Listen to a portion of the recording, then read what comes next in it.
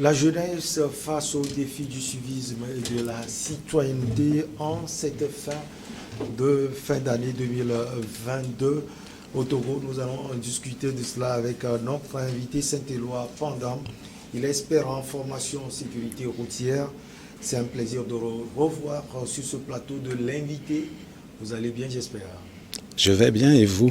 Je vais bien également. Okay. C'est vrai que le civisme et la citoyenneté vont sans doute toucher votre domaine de prédilection, la sécurité routière. Mais bien avant, Saint-Éloi, on va peut-être définir les angles précis quand on parle de civisme et de citoyenneté en fin d'année. Qu'est-ce qu'on veut dire précisément? Pardon. Il faut dire que nous rajoutons fin d'année parce qu'en effet, en fin d'année, il y a beaucoup de choses qui se passent. En tant que citoyen de ce pays et membre d'une communauté, nous avons tous un devoir, celui de rendre notre société bonne à vivre pour tous. Vous voyez, donc, mais malheureusement, nous savons que face à tout ça, il y a certains défis qui viennent mettre à l'épreuve notre capacité à être de bons citoyens. Parmi ces défis, je vais relever la formation, l'information, la compréhension et surtout la tolérance par rapport aux opinions ou croyances des autres. Et ensuite de cela, notre ego. L'égoïsme, parfois, fait que... Vous savez, si Dieu nous a fait don de toutes les facultés, si nous n'avions pas l'égoïsme, on se porterait bien. Mais au même moment, je dis que quand il a fait l'égoïsme, à côté, il y a l'oubli.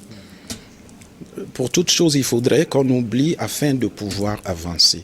Aujourd'hui, l'incivisme qui règne, puisque j'ai cité les défis qui viennent rendre cela un peu compliqué, j'ai parlé de formation. Vous savez, formation, quand je dis formation, quand on ignore certaines choses, et vu que notre ego vient jouer, nous ne voulons pas apprendre, et c'est de dire, moi je suis celui-là, tu me connais, voilà, tout ça, ça nous amène. Donc c'est pour ça que je parlais de formation.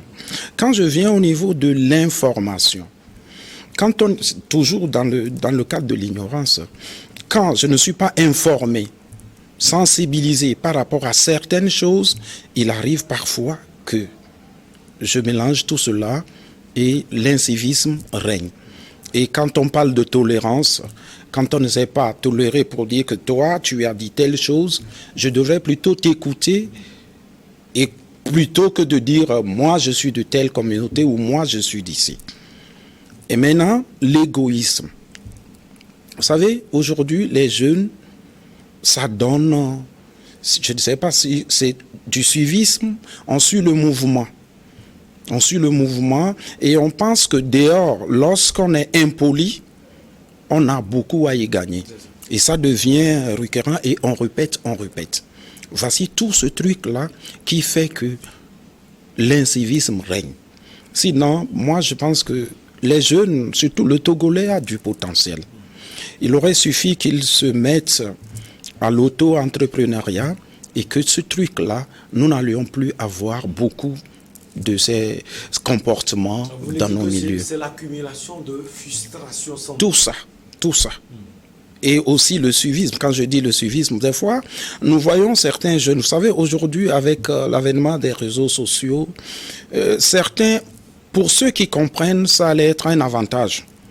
Pour ceux qui ne comprennent pas, ils pensent que, je disais tantôt l'autre fois, aujourd'hui, pour être connu avant, dans le temps de nos parents, pour être connus, il fallait faire de bonnes actions, poser de bonnes actions. Aujourd'hui, avec les réseaux sociaux, pour être connu, il faut être con et puis nu, c'est-à-dire dénudé. Alors, on est connu. Vous voyez, avec les réseaux sociaux, sous d'autres cieux, des jeunes ont profité parce qu'ils n'avaient pas de travail, ils ont saisi cette occasion pour présenter quelque chose pour qu'il y ait un apport. Imaginez, avec tout ce qui règne, nous crions partout que les filles ne sont plus gentilles, elles se dénudent. Oui, c'est parce qu'il y a une demande. Et qui c'est qui est la demande, c'est qui? C'est nous autres. S'il n'y a pas de demande, l'offre ne suivrait pas. Parce que Aujourd'hui, nous prenons nos téléphones, c'est pour regarder plutôt les filles se dénuder, des gens dire des bêtises à longueur de journée, et on ne se pose même pas la question, qu'est-ce que ça nous rapporte? On dit des bêtises, celui qui insulte le plus fort, c'est d'ailleurs lui qu'on appelle aujourd'hui influenceur. On nous influence en quoi? J'aurais voulu que nous profitions de ces trucs-là pour sensibiliser nos parents, pour sensibiliser nos petits frères, les pousser à l'auto-entrepreneuriat. Là, oui. Mais aujourd'hui, chacun pense que c'est celui qui insulte le plus fort. Qu'est-ce que vous croyez qu'il va arriver? Il se lève, il prend les réseaux sociaux, il regarde TikTok.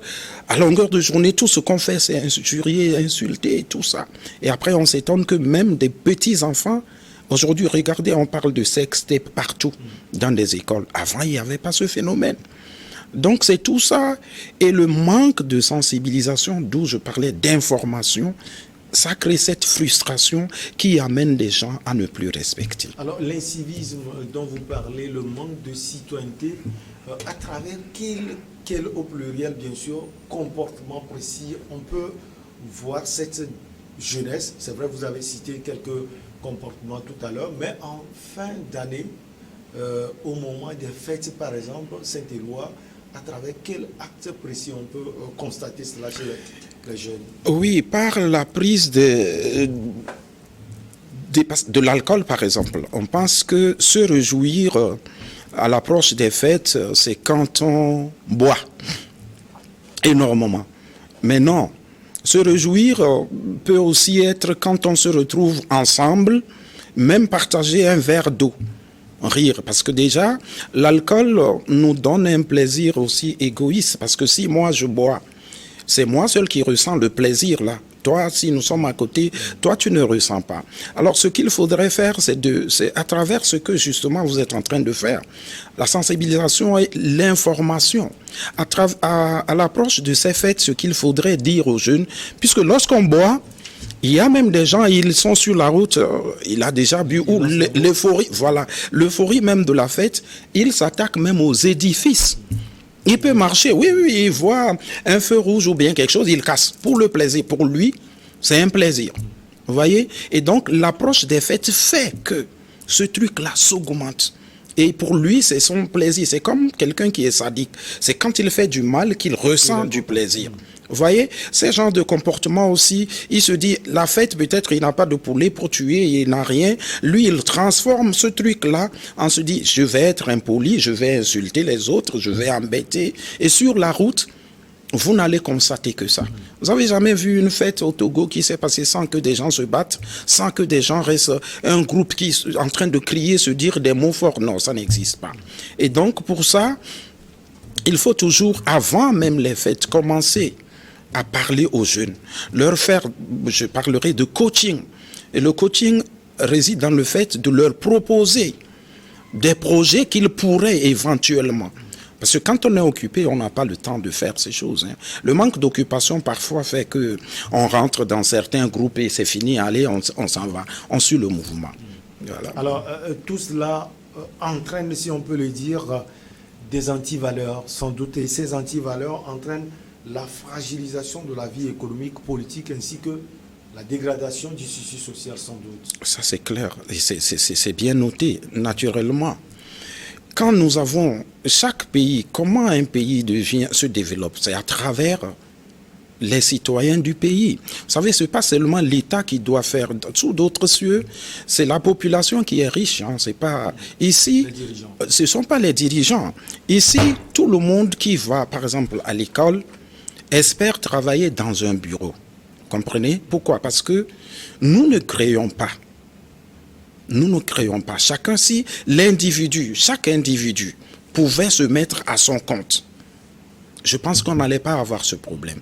Et donc, dans ce cadre, il faut vraiment inciter les jeunes à travailler, à mettre des projets en place. Nous sommes tous concernés, au fait.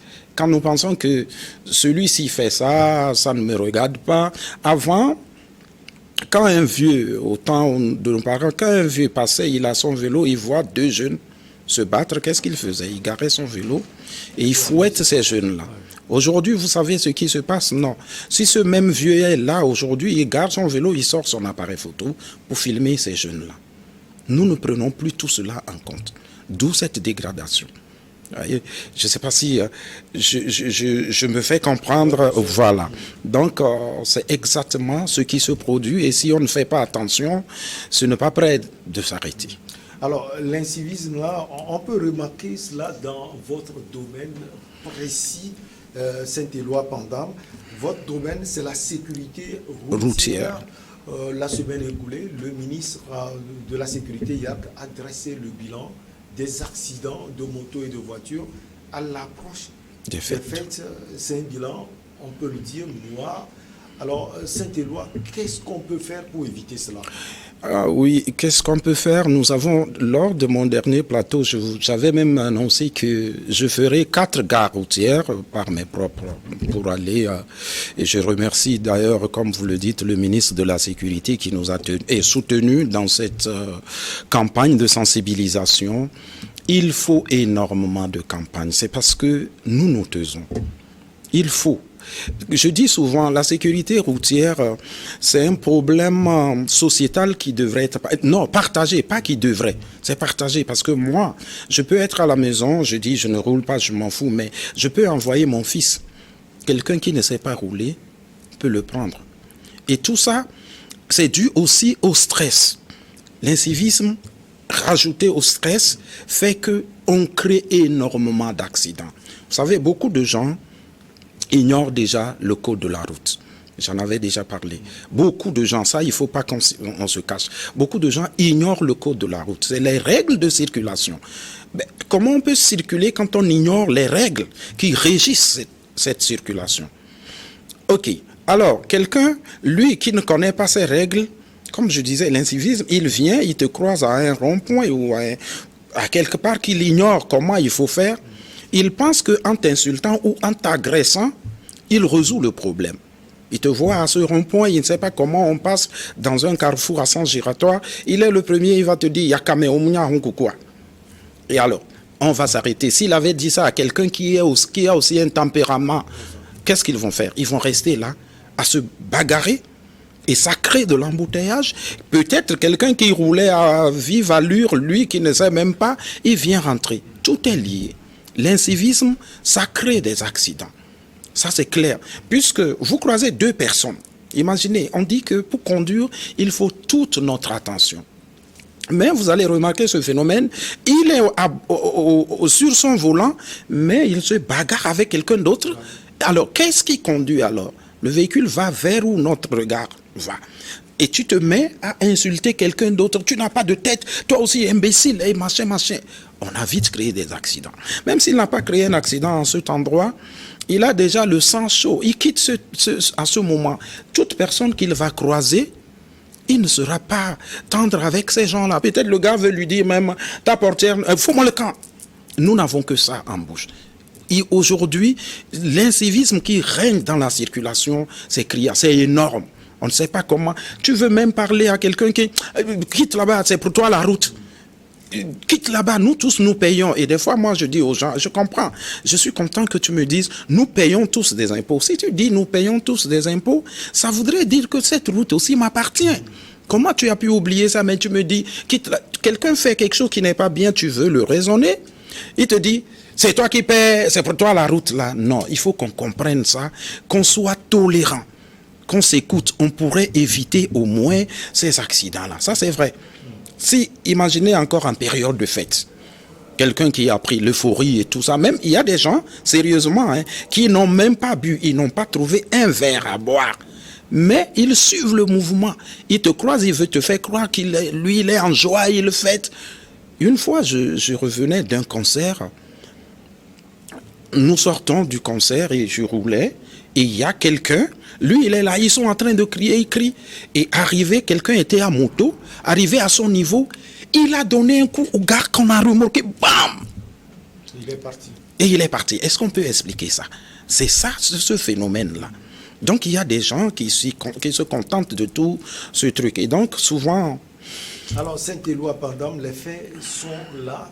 qu'est-ce qu'il faut faire concrètement? Il faut aller sans doute à la base, chercher les solutions pour pouvoir... On aurait dû, chercher, oui, avant la fête, comme je dis, c'était sensible. Nous avons oublié ça. Avant, vous savez, dans les établissements, il y avait des cours d'instruction civique. Aujourd'hui, rares sont les établissements qui le proposent. Si nous l'avons oublié, la tâche, elle est grande. Hein. Il faut sensibilisation sur sensibilisation. C'est le ministère, selon vous, qui doit faire ce travail? Oui, le ministère, les médias. Vous savez, le ministère, les médias, le ministère en charge de la sécurité, le ministère en charge de l'éducation et le ministère des transports. J'avais proposé pourquoi ne pas faire des aides mémoire déjà pour les conducteurs, pour leur rappeler certaines bonnes actions, qu'ils aient ça dans leur véhicule, qu'ils aient ça sur leur... Sinon, on ne peut pas. Vous savez, on est à la veille de la fête. Est-ce que vous pensez que vous faites votre travail en nous invitant pour parler de ça? Est-ce que ça couvre tout le pays? Il fallait commencer depuis et ne pas attendre juste à l'approche des fêtes. Pour résoudre ces problèmes, non, il faut des sensibilisations, il faut des messages. Vous savez, chez nous, vous avez parlé par rapport à notre... Il est dit, la plupart des gens qui viennent chez nous pour la formation, ou les sociétés qui ont compris et nous envoient des chauffeurs, la première des choses qu'on apprend à ces gens, on leur fait du coaching et l'éthique du métier du conducteur routier. Le coaching que nous faisons, vous savez, quand vous amenez quelqu'un à comprendre qui il est, demain, vous n'allez plus le suivre. C'est la première des choses que nous faisons. Nous amenons le gars à comprendre que lui-même, il est important. Il y a des fois des gens, ils ne savent pas qu'ils sont importants. Quand vous prenez... Sinon, vous imaginez si moi, je suis chauffeur et je sais que je suis important, autant bien pour moi que pour ma famille, vous pensez que je prendrai des risques pour aller faire un accident pour rien? Puisque la plupart des chauffeurs qui quittent avec un véhicule, ils savent très bien que ce véhicule, les pneus ne sont pas bien. Qu'est-ce que vous croyez? C'est que le gars lui-même, il s'en fout. Il se dit, je n'ai pas d'importance. Vous prenez, par exemple, nous, dans nos habillements, nous avons peut-être 4 habits, ou 4 complets. Mais il y a certains complets que quand nous revenons, on ne l'enlève pas pour déposer sur le fauteuil. On le plie, on met dans une valise et on attend la prochaine ou le prochain événement. Parce que nous avons, très important, nous avons compris que ce costume, eh bien, dans nous aussi, en tant qu'humains, quand tu comprends que tu es important, il y a des bêtises que tu ne fais pas. Tu vas conduire responsable. Alors, Saint-Éloi Pandam, là, c'est peut-être le cas du Togo. Vous bourlinguez souvent, vous découvrez les réalités de certains pays à l'approche de ces fêtes. Est-ce que ces problèmes sont strictement liés au Togo? Si oui, cela veut dire que c'est peut-être le pays qui a un petit souci avec sa jeunesse. Les jeunes qui font cela. Justement, puisque nous avons parlé ici de sensibilisation, vous comprenez? Ailleurs, il faut dire que ce n'est pas aussi criard que ce qui se passe au Togo. Sérieusement. Vous n'allez pas trouver... Et parfois même, je suis surpris de voir que quand vous êtes ailleurs, ce sont plutôt les étrangers et non les natifs de ce pays qui sont indisciplinés. La plupart du temps. Sérieusement.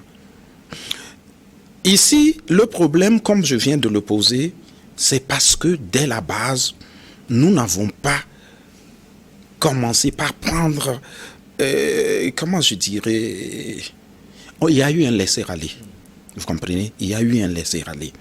Ailleurs, si tu me dis des mots obscènes, je suis en mesure de te convoquer d'ailleurs. Ouais, je suis en mesure de te convoquer. Ici, si tu convoques, j'ai l'impression que les textes, on ne fait rien à ce monsieur par exemple. Il redevient. D'ailleurs, regardez sur les réseaux sociaux, on attaque même notre propre pays des fois où les dirigeants, gratuitement, on fait des choses parce que on se dit qu'il y a une certaine impunité. Ils se disent, je vais faire ça et puis je gagne des vues et puis ça ne chauffe pas comme disent les Ivoiriens. C'est ça le problème. Ailleurs, c'est pas vraiment ça. Non, les gens respectent. Pas, souvent sur ce que les gens veulent entendre. Ce que les gens veulent écouter sur les réseaux sociaux. Parce qu'on a l'impression que les jeunes s'appuient également sur cela. Oui, c'est ce que je disais. Vous savez, nous suivons le mouvement. Écoutez bien. Si dans ce quartier, il n'y a pas une femme qui sort pour proposer à Yimolou, il n'y aurait pas des gens qui sortiraient avec des assiettes pour acheter à Imolu. S'il propose qu'à Imolu, dans le quartier, on sera obligé de prendre quoi? Parce que nous savons qu'il y a que cette dame, ou bien toutes les dames proposent, même si moi je ne mangeais pas à Imolu. Mais quand je passe là, c'est à Imolu. Je passe là, c'est à Imolu. Chaque matin, quand je sors mon plat, je vais prendre quoi? À Imolu. Ce n'est pas la demande, non, c'est l'offre qui a entraîné la demande. Pourquoi? Le premier qui a pris, il a commencé par dire des bêtises, il crie, peut-être il était comme ça. Ok, tu es allé regarder. Et demain, tu dis, ah, ok, il a fait ça, les gens l'ont regardé. Qu'est-ce que tu vas faire? Vous imaginez pourquoi on a plein de bars? Les gens, ils n'ont pas mis des bars parce que sérieusement, ils ont fait une étude de marché. Non, il se dit, il y a un bar ici. Il a ouvert un bar, il y a des gens qui arrivent. Qu'est-ce que lui aussi il fait? Il ouvre un bar et ça continue. On a des bars alignés, on a plein de bars. Oui, l'offre a fait que la demande suit. Si les jeunes aujourd'hui, si au départ, chacun était sorti et bien régulé ce système de réseaux sociaux pour dire, écoutez, nous venons ici, nous allons coacher les gens, aider les gens dans tel ou tel domaine pour qu'ils s'en sortent. Qu'est-ce qui allait se passer? Nous allions suivre le mouvement. Mais si on crie, aujourd'hui, la première fille qui s'est dénudée sur les réseaux sociaux, certes, elle avait commencé jusqu'aux genoux. Hein. Elle a vu, il y avait beaucoup de vues. Qu'est-ce qu'elle a fait? Elle montait sa jupe jusqu'à tout enlever parce que nous regardons. Donc moi, je pense que c'est ça. Ce n'est pas que c'est ce que les gens veulent entendre que les autres servent. Non. Ils ont fait ça la première fois et ils ont vu qu'il y a beaucoup de gens. Eh bien, ils continuent. Mais on peut cadrer. On peut cadrer. Il y a également une réalité qui n'est pas forcément liée au fait de fin d'année, Saint-Éloi-Pendant. Il y a cette habitude à ne pas respecter les emblèmes de l'État. Récemment, le ministre Dr Christian Trémont était sorti avec la règle en main, ou bien le bâton en main, Saint-Éloi-Pendant, ce côté également au Togo. On voit cela et on doit prendre des mesures. Oui, tout est lié. Hein. Tout est lié. Vous pensez qu'avant, quand on prend nos parents, ils respectaient sérieusement. Ils respectaient. Aujourd'hui, même à l'école, même auprès des enseignants, vous avez vu encore aujourd'hui ce qu'est devenu l'enseignement. Tu parles à un élève, il te dit tout. Hein. Il te ramasse, il te dit toutes les bêtises. Comment on peut encore cadrer ces gens si on n'est pas un peu rigoureux? Quand on laisse, il y a un laisser-aller. Il faut sensibiliser même auprès des parents. Quand nous faisons un enfant pourquoi? Pas parce que l'autre a un enfant. Nous voulons que demain, si moi je n'ai pas fait l'université par exemple, il faut qu'au cours de certaines discussions, quand on est assis, d'autres disent mes enfants ont fait, ou bien quand moi j'étais à l'université, moi aussi je pourrais au moins dire quand mon enfant était à l'université. Mais si je ne peux pas dire que j'ai fait l'université et mon enfant non plus ne peut pas dire, nous sommes une génération perdue, sérieusement. Et donc ce phénomène aussi est dû. Quand on parlait d'incivisme et de citoyenneté, il faut comprendre que tu es citoyen d'un pays, les emblèmes c'est pas possible. On ne peut pas accepter ça. Et si on ne punit pas, on attend une seule fait et on n'a rien dit. L'autre fait, on n'a rien dit. Non. Le premier qu'on prend devrait servir d'exemple, qu'on comprenne, non, on ne badine pas avec les institutions de l'État. Non, les emblèmes de l'État, c'est ça qui fait, que ce soit ici ou ailleurs, c'est ça qui nous représente. En tant que Togolais, je dois le respecter.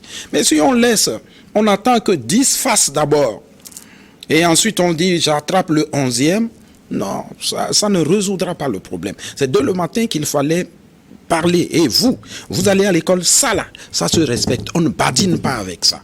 Quand vous prenez la Chine, vous savez que TikTok, tout ce qu'on voit ici sur TikTok en Chine, ce n'est pas ça. TikTok, qui est d'ailleurs un réseau social chinois, a régulé chez eux.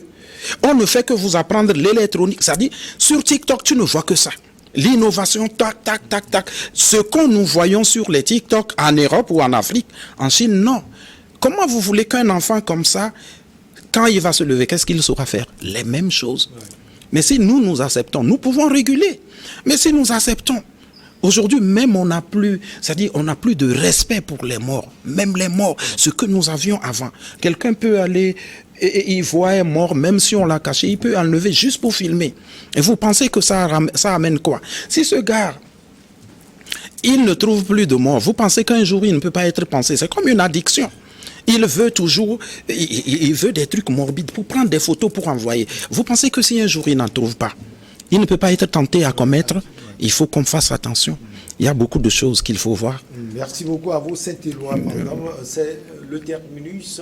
On est à la fin et comme on attend la nouvelle année, vous avez sans doute un message à envoyer à vos jeunes frères togolais. Tout à fait. Le seul truc que j'avais envie de dire aux jeunes, je disais que, vous savez, on ne sort jamais pour insulter quelqu'un et on revient à la maison, son plat est rempli. Hein. C'est-à-dire, le plat ne s'augmente pas.